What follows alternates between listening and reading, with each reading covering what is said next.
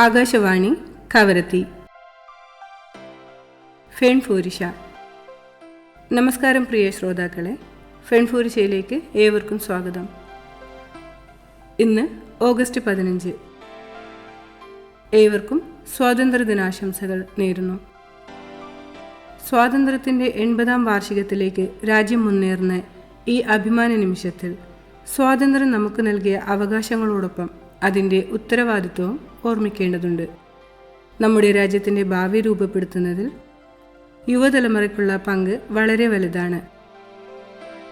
2047 ഇന്ത്യയെ വികസിത രാഷ്ട്രമാക്കി മാറ്റുക എന്ന ലക്ഷ്യവുമായി മുന്നോട്ടു പോകുന്ന വികസിത് ഭാരത് എന്ന ആശയത്തിലും യുവാക്കളുടെ പങ്കാളിത്തത്തിന് വലിയ പ്രാധാന്യമുണ്ട്. അതിൻ്റെ ഭാഗമായി സംഘടിപ്പിച്ച യൂത്ത് പാർലമെൻറ്റ് പ്രോഗ്രാമിൽ പങ്കെടുത്ത ഒരാളാണ് ഇന്നത്തെ നമ്മുടെ അതിഥി. അധ്യാപക പരിശീലന കോഴ്സ് ചെയ്യുന്നതിനൊപ്പം ഇത്തരം ദേശീയതല പരിപാടികൾ സജീവമായി പങ്കെടുക്കുന്ന ഫാത്തിമ തസ്നീമാണ് ഇന്ന് നമ്മുടെ ഫെൺഫൂരിഷയിലെ അതിഥി. സ്വാതന്ത്ര്യത്തിൻ്റെ ഈ പ്രത്യേക വേളയിൽ ഒരു യുവതിയുടെ കാഴ്ചപ്പാടിൽ നിന്ന് ഇന്ത്യയുടെ ഭാവിയെക്കുറിച്ചും യൂത്ത് പാർലമെൻറ്റിലെ അനുഭവങ്ങളെക്കുറിച്ചും വികസിത് ഭാരത് എന്ന സ്വപ്നത്തിൽ യുവതലമുറയ്ക്ക് എന്ത് ചെയ്യാനാകുമെന്നും നമുക്ക് ഫാത്തിമയോട് സംസാരിക്കാം. നമസ്കാരം. ആകാശവാണി കവരത്തി നിലയത്തിൻ്റെ ഫെൺഫൂരിഷ എന്ന പരിപാടിയിലേക്ക് സ്വാഗതം. നമ്മുടെ ശ്രോതാക്കൾക്ക് വേണ്ടി ഒന്ന് പരിചയപ്പെടുത്താമോ? നമസ്കാരം, എൻ്റെ പേര് ഫാത്തിമ തസ്നി. ഞാൻ അമിനിദ്വീപ് സ്വദേശിനിയാണ്. എൻ്റെ വീട് അച്ചായപ്പുര ഹൗസ്. വാപ്പ കുഞ്ഞു മാസ്റ്റർ പട്ടണഭൂമി, ഉമ്മ ഹലിമാബി. ഞാൻ +2 വരെ ലക്ഷദ്വീപിലെ വിവിധ ദ്വീപുകളിലായിട്ടാണ് പഠിച്ചത്. +2 ശേഷം ഡിഗ്രി കംപ്ലീറ്റ് ചെയ്തു. കോഴിക്കോട് വെച്ചായിരുന്നു ഡിഗ്രി കംപ്ലീറ്റ് ചെയ്തത്. അതിനുശേഷം ഞാനിപ്പോൾ കവരത്തിയിൽ TTC ചെയ്തുകൊണ്ടിരിക്കുകയാണ്. നമ്മുടെ രാജ്യത്തിൻ്റെ തലസ്ഥാന നഗരിയിൽ പാർലമെൻറ്റിൽ ഒരു പ്രസംഗ മത്സരത്തിൽ പങ്കെടുത്ത് തിരികെ വന്നിരിക്കുകയാണല്ലോ. ആദ്യം ശ്രോതാക്കൾക്കായി ആ അനുഭവം തന്നെ പങ്കുവെക്കാമോ? വളരെ നല്ലൊരു അനുഭവമാണ് എനിക്ക് പങ്കുവെക്കാനുള്ളത്. ആദ്യമായി ഇത്രയും വലിയൊരു പരിപാടിയിൽ എനിക്ക് ലക്ഷദ്വീപിനെ പ്രതിനിധീകരിച്ച് അവിടെ പങ്കെടുക്കാൻ കഴിഞ്ഞതിൽ വളരെ നല്ലൊരു അഭിമാനം ഫീൽ ചെയ്യുന്നുണ്ട്. കൂടാതെ ഇന്ത്യയുടെ എല്ലാ ഭാഗത്തിൽ നിന്നുള്ള കുട്ടികളുമായിട്ട് ഞങ്ങൾക്ക് സംസാരിക്കാനും അവരുമായിട്ട് പരിചയപ്പെടാനും ഒക്കെ നല്ലൊരു അവസരമായിരുന്നു ലഭിച്ചിരുന്നത്. അതുമല്ലാതെ അതിൻ്റെ സ്വപ്നങ്ങളിലൊന്നായിരുന്നു ഒരു ദിവസമെങ്കിലും ഇന്ത്യൻ ജനാധിപത്യത്തിൻ്റെ സ്ഥിരാകേന്ദ്രമായ പാർലമെൻറ്റിൽ എത്തിച്ചേരണമെന്നുള്ളത്. സ്കൂൾ കാലം തൊട്ട് മുതലേ ഞാൻ ഒരുപാട് സ്വപ്നം കാണാറുണ്ടായിരുന്നു. സ്കൂളുകളിൽ ശാസ്ത്രോത്സവമൊക്കെ വരുമ്പോൾ ഞാൻ സ്ഥിരമായി ഈ പാർലമെൻറ്റുമായി ബന്ധപ്പെട്ട മോഡലുകളായിരുന്നു ഉണ്ടാക്കിക്കൊണ്ടിരുന്നത്. അന്ന് തൊട്ടേ ഞാൻ ഒരുപാട് ആഗ്രഹിച്ചിരുന്നു. ഇങ്ങനെ എനിക്ക് പാർലമെൻറ്റിൻ്റെ ഉള്ളിൽ പോയി എത്തിപ്പെടുമെന്നൊന്നും ഞാൻ കരുതിയിരുന്നില്ല. പക്ഷേ പുറമേ കൂടി ആ പാർലമെൻറ്റ് എനിക്ക് ഒരു പ്രാവശ്യമെങ്കിലും കാണണമെന്ന് നല്ല ആഗ്രഹമുണ്ടായിരുന്നു. പക്ഷേ ഇന്നെനിക്ക് ആ ഒരു ആഗ്രഹം സാധിച്ചെടുക്കാൻ കഴിഞ്ഞു. വികസിത് ഭാരതിൻ്റെ ഈ ഒരു പരിപാടിയിലൂടെ എനിക്ക് പാർലമെൻറ്റിൽ പോവാനും അവിടെ എൻ്റെ നമ്മുടെ ഇന്ത്യൻ ഭരണഘടന പിറവികൊണ്ട ആ ഒരു ഹാളിൽ എനിക്ക് എൻ്റെ ശബ്ദധ്വനികൾ ഉയർത്താൻ കഴിഞ്ഞതിൽ വളരെയധികം സന്തോഷവും അഭിമാനവും ഫീൽ ചെയ്യുന്നുണ്ട്. എന്തായാലും വളരെ സന്തോഷം. സ്വപ്നം കണ്ടതുപോലെ ആ ഒരു ആഗ്രഹം സാധിച്ചല്ലോ. ഈ ഒരു ലക്ഷ്യത്തിലേക്ക് എത്താൻ ഫാത്തിമ എന്തൊക്കെയാണ് ചെയ്തത്? ആദ്യമായി ഞങ്ങൾക്ക് കോളേജിൽ ഇങ്ങനെ ഒരു നോട്ടീസ് വന്നിട്ടുണ്ടായിരുന്നു, വികസിത് ഭാരതിൻ്റെ കീഴിൽ ഇങ്ങനെ ഒരു പരിപാടി നടക്കുന്നുള്ളതായിട്ട്. പക്ഷേ ഏതൊരാളെപ്പോലും ഞങ്ങളത് മെയിൻ ചെയ്തില്ല. പക്ഷെ ഞങ്ങളുടെ സാറ് അലാവുദ്ദീൻ സാറിൻ്റെ ഒറ്റ നിർബന്ധം കാരണം മാത്രമാണ് ഞാനതിൽ പങ്കെടുത്തത്. അന്ന് എനിക്ക് 3rd പ്രൈസാണ് അവിടെ ലഭിച്ചത്. ഒന്നും പ്രിപ്പയർ ചെയ്തില്ല, എന്തൊക്കെയോ പോയി കാണിച്ചു കൂടി 3rd പ്രൈസ് അവിടെ നിന്ന് ലഭിച്ചു. അത് ഡിസ്ട്രിക്ട് ലെവൽ പരിപാടിയായിരുന്നു. പിന്നെ വീണ്ടും അവർ സ്റ്റേറ്റ് ലെവൽ പരിപാടി പങ്കെടുപ്പിച്ചു. അപ്പോൾ അതിൽ പങ്കെടുത്ത് എനിക്ക് ഫസ്റ്റ് നേടി. പിന്നെ എനിക്ക് വാശിയായി, ഡൽഹിയിൽ പോകണം, അവിടെ പ്രസംഗിക്കണം. അങ്ങനെ പിന്നെ ഇവിടെ നിന്ന് മൊത്തം ഫ്രീ ആയിരുന്നു. കവരത്തിയിൽ നിന്ന് അഗത്തിയിലോട്ട് ഹെലികോപ്റ്ററിലായിരുന്നു ഞങ്ങൾ പോയിരുന്നത്. അത് ഫ്രീ ആയിരുന്നു. അവിടെ നിന്ന് കൊച്ചിയിലോട്ട് ഫ്ലൈറ്റിൽ പോയി, അവിടെ നിന്ന് ഡൽഹിയിലോട്ട് ഫ്ലൈറ്റിൽ പോയി. അവിടെ നല്ല 5 സ്റ്റാർ ഹോട്ടലിലായിരുന്നു ഞങ്ങൾ താമസിച്ചിരുന്നത്. കൂടാതെ ഞങ്ങൾ പോയപ്പോൾ മറ്റ് വിവിധ ഭാഗങ്ങളിൽ നിന്ന് വന്ന കുട്ടികളുമായിട്ടായിരുന്നു റൂം ഷെയറിംഗ് ഒക്കെ ഉണ്ടായിരുന്നത്. അത് 3 ദിവസം അങ്ങനെയായിരുന്നു. 3 ദിവസം ഉണ്ടായിരുന്നത് കൊണ്ട് തന്നെ നമ്മുടെ ലാംഗ്വേജൊക്കെ കുറേ കൂടി ഇമ്പ്രൂവ് ചെയ്യാൻ സാധിച്ചു. കാരണം അവരുമായിട്ട് നമുക്ക് മലയാളമൊന്നും സംസാരിക്കാൻ പറ്റില്ലല്ലോ. എൻ്റെ റൂംമേറ്റ് ആന്ധ്രാപ്രദേശിൽ നിന്നുള്ള ഒരാളായിരുന്നു. അപ്പോൾ അവരോട് നമ്മൾക്ക് സംസാരിക്കണമെങ്കിൽ ഇംഗ്ലീഷ് ഓർ ഹിന്ദി കൂടിയേ പറ്റൂ. അപ്പോൾ ആ ഒരു 3 ദിവസം കൊണ്ട് ലാംഗ്വേജ് കുറച്ചുകൂടി ബെറ്റർ ആയതായിട്ട് ഫീൽ ചെയ്തിട്ടുണ്ട്. പിന്നെന്താ, തിരിച്ചും അതേപോലെ തന്നെ Delhi to Kochi, Kochi to Agatti, Agatti to Kavaratti, മൊത്തം ഫ്ലൈയിങ് തന്നെയായിരുന്നു. ഫുൾ ഫ്രീ ആയിരുന്നു. നല്ലൊരു VIP ട്രീറ്റ്മെൻ്റ് ആയിരുന്നു ഞങ്ങൾക്ക് അവിടെ ലഭിച്ചിരുന്നത്. പാർലമെൻറ്റ് ഓൺസ് നമ്മൾ ആ പാർലമെൻറ്റിൻ്റെ അകത്ത് കയറി കഴിയുമ്പോൾ നമ്മൾ മെമ്പർ ഓഫ് പാർലമെൻറ്റ് ആയിട്ടായിരുന്നു അവിടെ കൺസിഡർ ചെയ്ത് കൊണ്ടിരുന്നത്. നല്ലൊരു VIP ട്രീറ്റ്മെൻറ്റ് തന്നെയായിരുന്നു നമുക്ക് അവിടെ നിന്ന് ലഭിച്ചിരുന്നത്. ഇപ്പോൾ സ്കൂൾ തലത്തിലാണെങ്കിലും കോളേജ് തലത്തിലാണെങ്കിലും ഒരുപാട് പരിപാടികളുണ്ടല്ലോ, കവിതകളും കഥകളും. അതിൽ നിന്ന് മാറി പ്രസംഗം മാത്രം തിരഞ്ഞെടുക്കാനുള്ള ഒരു കാരണം പറയാമോ? ബേസിക്കലി ഞാൻ വായിക്കാൻ വളരെയേറെ ഇഷ്ടപ്പെടുന്നൊരു വ്യക്തിയാണ്. ചെറുപ്പം മുതലേ എനിക്ക് വായനയോട് വല്ലാത്തൊരു താല്പര്യമാണ്. ലൈബ്രറിയിൽ പോയൊരു ബുക്ക് എടുക്കുകയാണെങ്കിൽ എനിക്ക് ചിലപ്പോൾ അന്ന് തന്നെ ആ ഒരു പുസ്തകം വായിച്ചു തീർക്കണമെന്നൊരു വാശിയോടുകൂടി ഞാനിരുന്ന് വായിക്കാറുണ്ട്. അപ്പോൾ അങ്ങനെ വായിച്ച ചില കാര്യങ്ങൾ എനിക്ക് അത് പുസ്തകങ്ങളിൽ ഒതുങ്ങാതെ പ്രസംഗമായിട്ട് ധ്വനികളായിട്ട് പുറത്തു പോകണമെന്ന് തോന്നിയിട്ടുണ്ട്. കൂടാതെ ചില പഠിക്കുമ്പോഴൊക്കെ എനിക്ക് ചില പാഠങ്ങൾ വരുമ്പോൾ അതെനിക്ക് പ്രസംഗ രൂപത്തിൽ പറയണമെന്ന് നല്ല ആഗ്രഹമുണ്ടായിരുന്നു. അപ്പോൾ ഈ എഴുത്തിൽ ഒതുങ്ങാത്ത ചില കാര്യങ്ങൾ അത് നമ്മുടെ വാക്കുകളിലൂടെ നമുക്ക് സമൂഹത്തെ അറിയിക്കേണ്ടതായിട്ട് എനിക്ക് ഫീൽ ചെയ്തിട്ടുണ്ട്. അപ്പോൾ ഞാൻ ആ എഴുത്തും വായനയൊക്കെ മാറ്റി പ്രസംഗത്തിലൂടെ സമൂഹത്തിലേക്ക് അത്തരം കാര്യങ്ങൾ എത്തിക്കാൻ വേണ്ടി ആ ഒരു രീതിയിൽ ഞാൻ മുമ്പോട്ട് പോവുകയാണ്. ഫാത്തിമയുടെ സംസാരം കേട്ടാൽ തന്നെ മനസ്സിലാവും നല്ലൊരു പ്രാസംഗികയാണെന്ന്.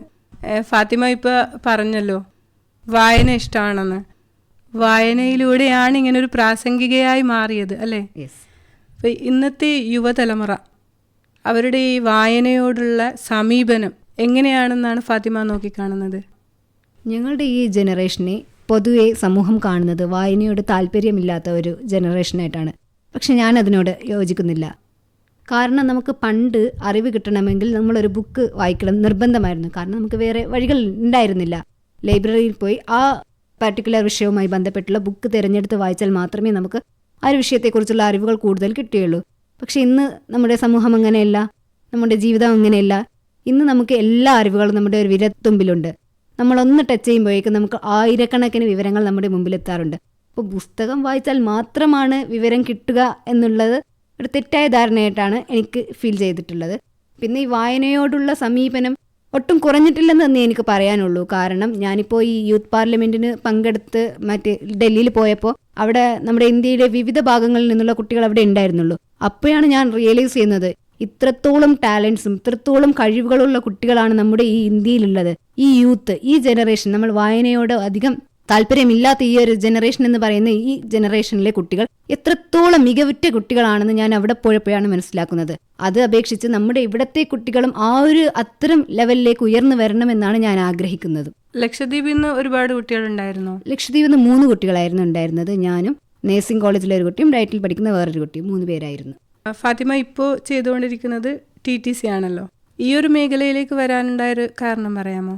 എനിക്ക് അറിവ് പകർന്നു കൊടുക്കുക എന്നുള്ളത് വളരെ താല്പര്യമുള്ള ഒരു കാര്യമാണ്. കാരണം നമ്മൾ പഠിച്ചൊരു കാര്യം മറ്റുള്ളവർക്ക് നമ്മൾ പറഞ്ഞു കൊടുക്കുമ്പോൾ ആ ഒരു അറിവ് നമ്മളിൽ കൂടുതൽ അത്രത്തോളം വളർന്നു വരിക മാത്രമേ ചെയ്യാറുള്ളൂ. സ്കൂളിൽ പഠിക്കുമ്പോൾ തന്നെ എനിക്ക് ടീച്ചിങ് എന്ന പ്രൊഫഷനോട് ഭയങ്കര വലിയൊരു താല്പര്യം ഉണ്ടായിരുന്നു.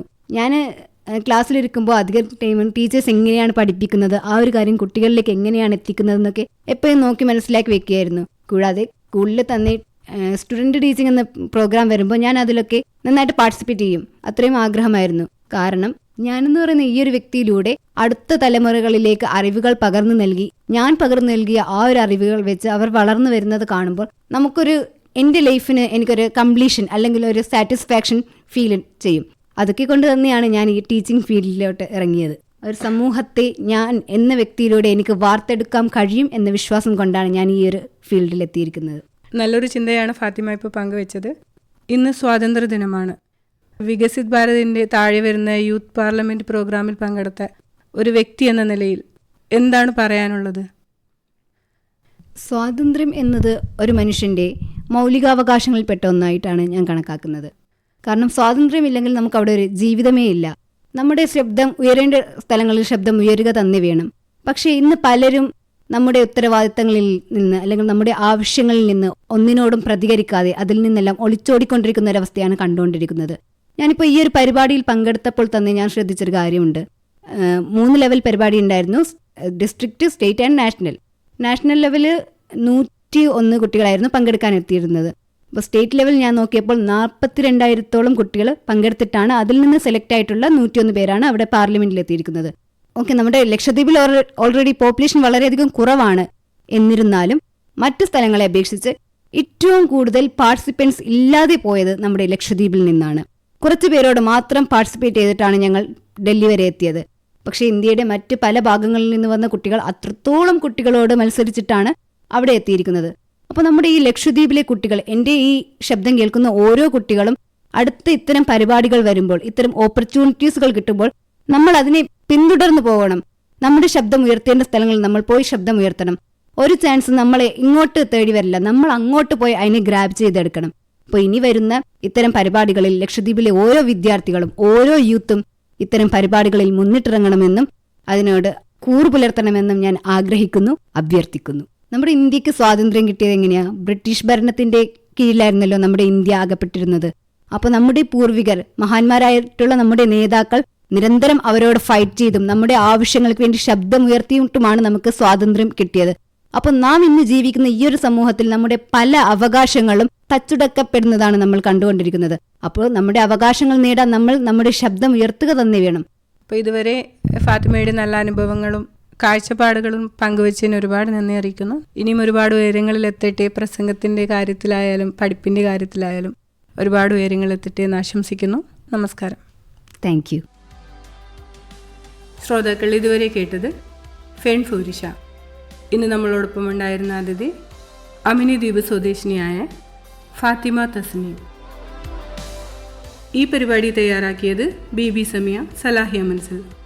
ഏവർക്കും നന്ദി, നമസ്കാരം.